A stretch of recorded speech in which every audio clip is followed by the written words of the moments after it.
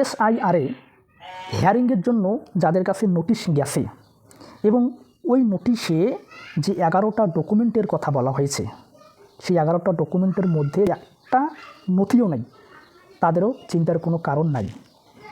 তাহলে কি করবেন চলুন দেখিয়ে দিই। তার আগে এই নোটিশটা একটু লক্ষ্য করুন। এখানে নোটিশ নম্বর থাকবে, এখানে নোটিশ লেখা আছে, এখানে কিউআর কোড, যে কিউআর কোডটা আগের ফর্মে ছিল, এখানে ওই ব্যক্তির নাম, ওই ব্যক্তির ভোটার কার্ডের নম্বর, বিধানসভা নম্বর, পার্ট নম্বর, ক্রমিক নম্বর, ঠিকানা দেওয়া থাকবে এবং ওই ব্যক্তিকে কত তারিখে হিয়ারিংয়ের জন্য ডাকা হয়েছে সেই ডেটটা এখানে দেওয়া থাকবে। এখানে দেখতে পাচ্ছেন 5 জানুয়ারি 2026 দুপুর 12টা থেকে দুপুর 2:30টার মধ্যে ওই ব্যক্তিকে বিডিও অফিসে হিয়ারিংয়ের জন্য ডাকা হয়েছে। 11টা ডকুমেন্টের তালিকা, এই 11টা ডকুমেন্টের মধ্যে যে কোনো একটি ডকুমেন্ট আপনাকে দেখাতে হবে। প্রথম যে ডকুমেন্টটা সেটা হচ্ছেন পেনশন পেমেন্ট অর্ডার। 2 নম্বর হচ্ছেন শংসাপত্র, যেটা 1987 সালের পূর্বেই যদি স্থানীয় কর্তৃপক্ষ, ব্যাংক, ভারতীয় জীবন বীমা, ডাকঘর এই সমস্ত জিনিসের কোনো কাগজ আপনার কাছে থাকে সেটা আপনি দেখাতে পারেন। এটাও কিন্তু গ্রামের বয়স্ক মানুষদের নেই, এটাও কাটা গেল। 3 নম্বর হচ্ছেন কর্তৃপক্ষ কর্তৃক জন্মের শংসাপত্র অর্থাৎ জন্ম সার্টিফিকেট, এটাও কিন্তু বয়স্ক মানুষদের নেই, এটাও কাটা গেল। 4 নম্বর হচ্ছেন পাস।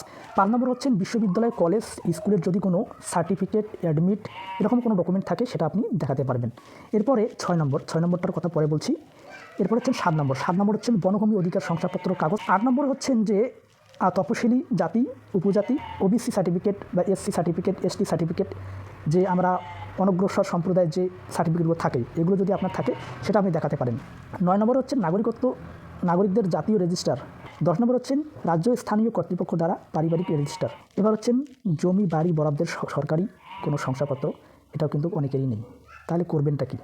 তাহলে করবেন একটাই, সেটা হচ্ছেন যে কথাটা আমি বলছিলাম যে এই 11টা ডকুমেন্টের মধ্যে একটাও না থাকলে আপনি কি করবেন, আপনাকে করতে হবে এই 6 নম্বর ডকুমেন্টটা নিয়ে কাজ করতে হবে। 6 নম্বরটা খেয়াল রাখবেন। 6 নম্বর ডকুমেন্টটা যেটাতে বলা হয়েছে স্থায়ী বাসিন্দা শংসাপত্র, এই কাগজটা আপনি চাইলেই বানাতে পারেন। 2 থেকে 3 দিন সময় লাগবে এই কাগজটা আপনার হাতে পেতে।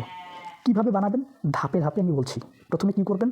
প্রথমে আপনাকে করতে হবে গ্রামের পঞ্চায়েতের কাছে গিয়ে স্থায়ী বাসিন্দা শংসাপত্র নামে একটা সার্টিফিকেট তার কাছ থেকে লিখিত আকারে নেবেন এবং ওই সার্টিফিকেটটাকে আপনি ই ডিস্ট্রিক্ট করে নেবেন কম্পিউটারের মাধ্যমে। এরপরে ওই কাগজটা আপনি করবেন কি, বিডিও অফিসে নিয়ে যাবেন। বিডিও অফিসে ওই কাগজটা দেখে যা যা করার করবে, এরপরে আপনি ওই কাগজটা নিয়ে যাবেন এসডিও অফিসে ওই কাগজটা আপনার জমা নেওয়া হবে। জমা নেওয়ার পরে 2 থেকে 3 দিনের মধ্যে আপনাকে একটা কাগজ দেওয়া হবে, যেটা হচ্ছে স্থায়ী বাসিন্দার শংসাপত্র নামে একটা কাগজ আপনার হাতে দেওয়া হবে। ওই কাগজটা আপনি এসআইআরে যখন হিয়ারিংয়ে ডাকবে তখন যদি ওই কাগজটা আপনি সরকারি কর্মচারীদের দেখাতে পারেন তাহলে আর আপনার কোনো সমস্যা থাকলো না।